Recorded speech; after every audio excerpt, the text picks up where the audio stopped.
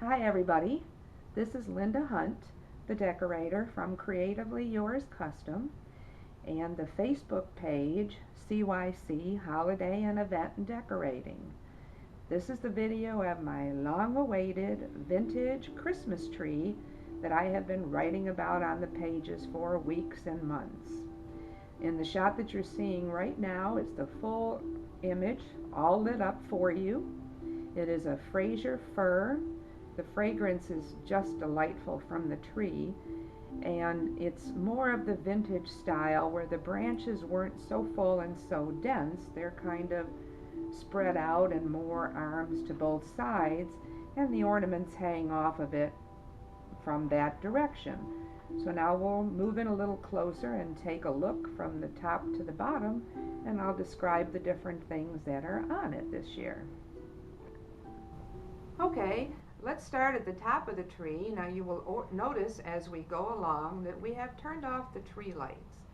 And that is so that as we show you the different ornaments and things on the tree, you'll be able to see them better without any halo effect or glowing from the lights as we go through it. Alright, we're going to start at the very top. This is a plastic star that the tree branch goes right through the center of it. It's like an off-white, it has ridges on it, and it is totally framed by red. It is just a very pretty, clean topping to go on a vintage tree. Looks very, very nice there. As we scroll down a little bit further, we have some ornaments that were some of my parents' favorites. We have pine cones that they had on their tree. There's 2 of them, and they're connected by a red bow. It's sort of like an individualized type of garland. Each of the pine cones has a frosted effect white edging on it, and they had quite a few of these around the house. They're very pretty added onto a tree, and you can use all different kinds of shapes of pine cones in order to do this. And as we go down to the next item I want to show you, it's my little pixie elf that's on the tree.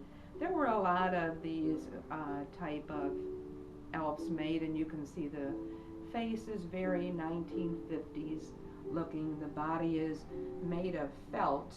They were put on trees or hung in different parts of the home for Christmas decoration.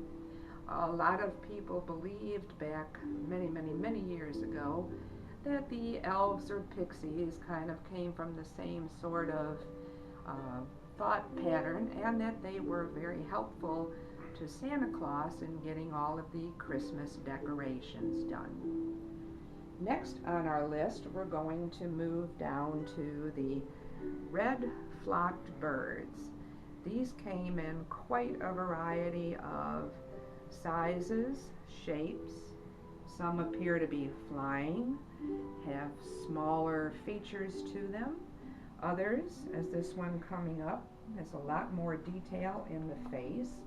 They were made for the Lee Ward's company back in the 1950s. They have little bits of wire in their feet that helps them to hook on to the branch and hold them in place. They were very attractive additions back then, and it was always thought to be good luck to find the nest of the birds in your trees. Next, we're going to go on to the different kinds of lights. Now, we all are familiar with what today is called the C7 lights that were put on the trees, but a really cool addition that was popular back then to give a little more brightness and reflection to the trees was to add different kinds of tin fluted pieces behind the lights, and that gave off a beautiful glow and a reflection, and some of them were different shapes. This one here in the red is more of a flower shaped. There's other ones that are different shapes to them. The one up here coming up in the blue picks up more of a star pattern. They came in a variety of colors and fit right behind the lights. They were just really very attractive additions to to be put behind your lights gave you a lot of decoration. Okay, now we'll move on to some of the different ornaments. These smaller ornaments that you see here, like the pink one here that we have, and there's many other ones in many different colors around on the tree. They were made by the Shiny Bright Company. They made a lot of different ornaments and decorations back then. These are some of the smaller ones in bell patterns and shapes in colors that were very, very popular back in the 1950s. Some of the colors on them, very interesting, the greens and the pinks and the golds. Some of them even pick up some aqua in the color. They're very, very nice.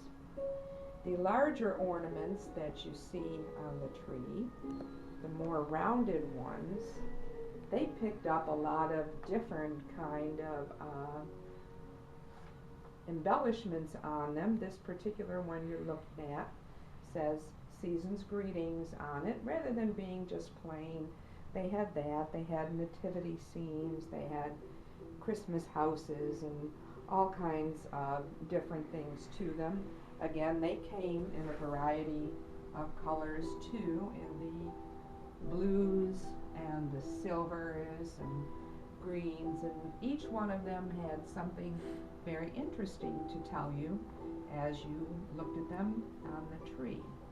And you hang them kind of close to the edge so you don't bury them too far in the tree, so you get a good view of what you're looking at on it. Okay. Back in the day, another very popular way of decorating for ladies' corsages and ornaments on trees was what was called a sugar coating, kind of meant to give it a glaze like it was icy from outside. These are some bells that have the sugar coating on them, have some color to them, and actually have the clapper like a real bell would have on the inside. They just have a nice crystally glow to them and have a few different colors. This one is edged in the green and has its original string that holds it up on the tree. Now the next thing I want to show you is the bubble lights. In order to do that, I have to go over and turn the switch so you can see how they operate, and then I'll tell you about them. There, we got some starting to bubble right now. The inspiration for the bubble lights came from the glass glow light candle of the late 1930s. There was a total of 9 different designs of this C6 series of bubble lights.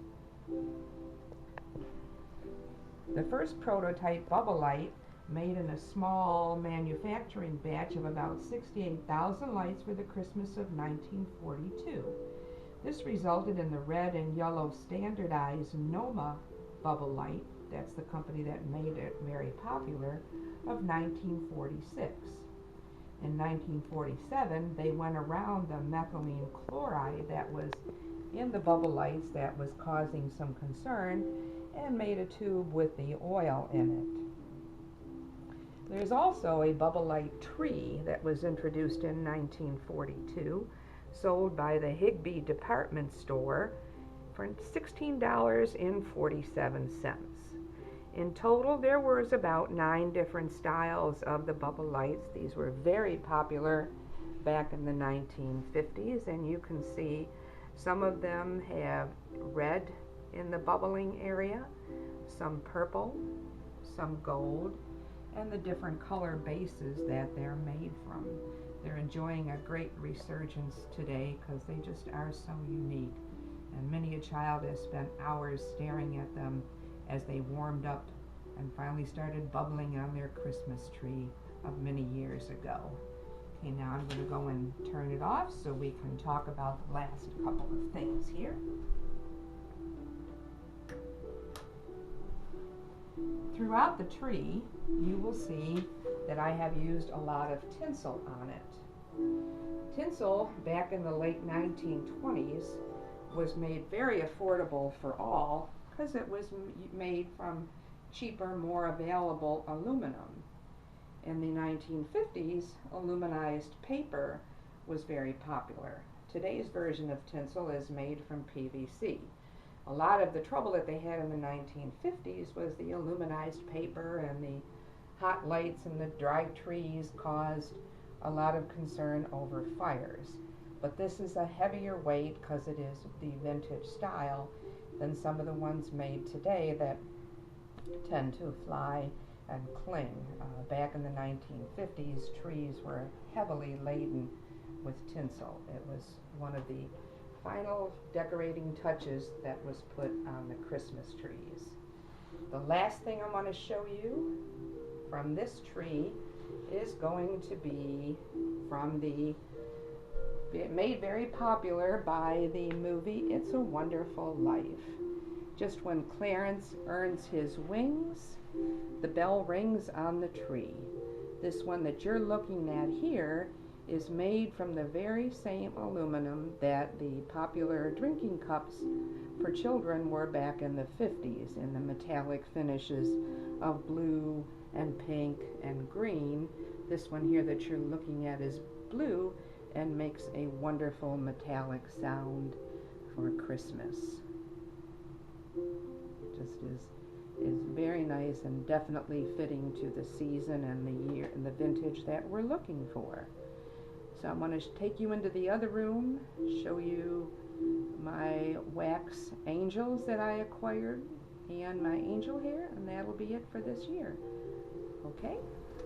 Another feature that vintage Christmases would have had back in the day were the wax angels and choirs singing in all the Christmas carols that you heard.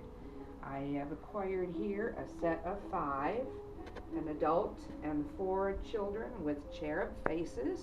They're all candles. Their bodies are white and off-white with red skirts and bow ties and etc. on them. Their faces are all very angelic and singing all the Christmas carols that would come along with the season. The other interesting thing about these is the bottoms of them have original old stamped and handwritten and written in prices of 10 cents and 29 cents that they would have charged for them back in the early 1950s. It's very interesting. They're originally from Buffalo, New York.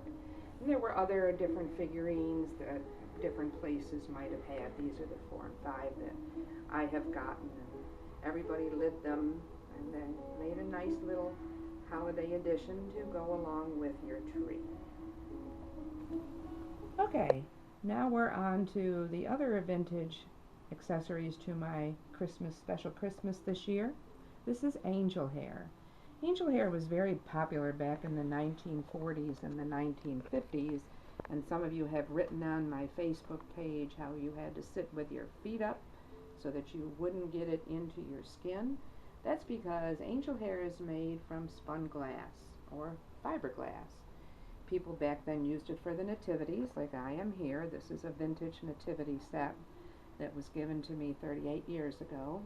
They used it for Santa's whiskers, and some people put it on their Christmas tree because it refracted light from the tree, and the trees just glowed from it. And despite all the itching that it caused people, it was a wonderful accessory.